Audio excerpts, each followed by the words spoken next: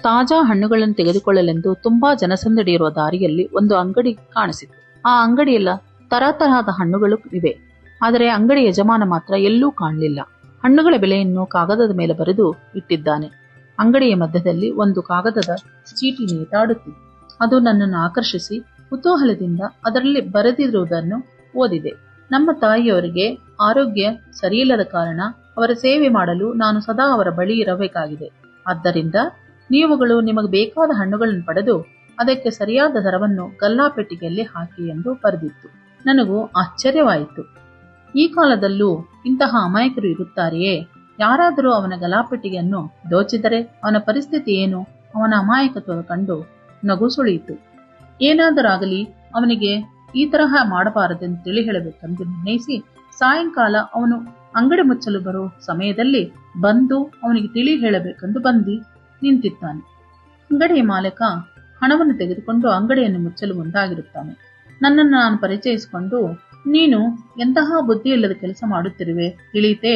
ನಿನ್ನ ಗಲ್ಲಾಪೆಟ್ಟಿಗೆಯಲ್ಲಿಂದ ಹಣವನ್ನು ಯಾರಾದರೂ ದೋಚಿದರೆ, ಹಣ್ಣುಗಳು ಉಚಿತವಾಗಿ ತೆಗೆದುಕೊಂಡರೆ ಎಂದು ಬುದ್ಧಿ ಹೇಳಲು ಮುಂದೆ ಹೋದರೆ, ಆಗ ಅವರು, ಅಯ್ಯ, ನಾನು ನಿಮ್ಮ ಹಾಗೆ ನಮ್ಮ ತಾಯಿಯನ್ನು ಕೇಳಿದೆ. ನಾನು ನಿನ್ನ ಸೇವೆಯಲ್ಲಿದ್ದಾಗ ಅಂಗಡಿಯ ಪರಿಸ್ಥಿತಿ ಏನು ಎಂದು. ಅದಕ್ಕೆ ನಮ್ಮ ತಾಯಿ, ನಾನು ಈಗ ಅವಸಾನ ಸ್ಥಿತಿಯಲ್ಲಿ ಇದ್ದೇನೆ. ನಿನ್ನನ್ನು ನೋಡದೇ ಇರಲು ಆಗುವುದಿಲ್ಲ. ನಾನು ದೇವರನ್ನು ಪ್ರಾರ್ಥಿಸುತ್ತೇನೆ. ನಾನು ಹೇಳಿದ ರೀತಿಯಲ್ಲಿ ಮಾಡು ಎಂದು ಹೇಳಿದರು. ಆ ದಿನದಿಂದ ನಾನು ಈ ರೀತಿ ಮಾಡುತ್ತಿದ್ದೇನೆ. ಎಂದೂ ನಿನಗೆ ನಷ್ಟವಾಗಿಲ್ಲವೇ ಎಂದು ಕೇಳಿದನು.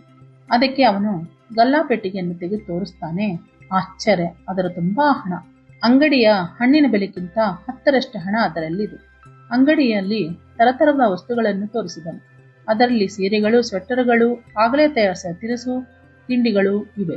ಅದರ ಮೇಲೆ ಈ ರೀತಿ ಬರೆದಿದೆ: ತಾಯಿಯವರಿಗೆ ಇವುಗಳನ್ನು ನನ್ನ ಕಡೆಯಿಂದ ಕೊಡುವ್ರಿ.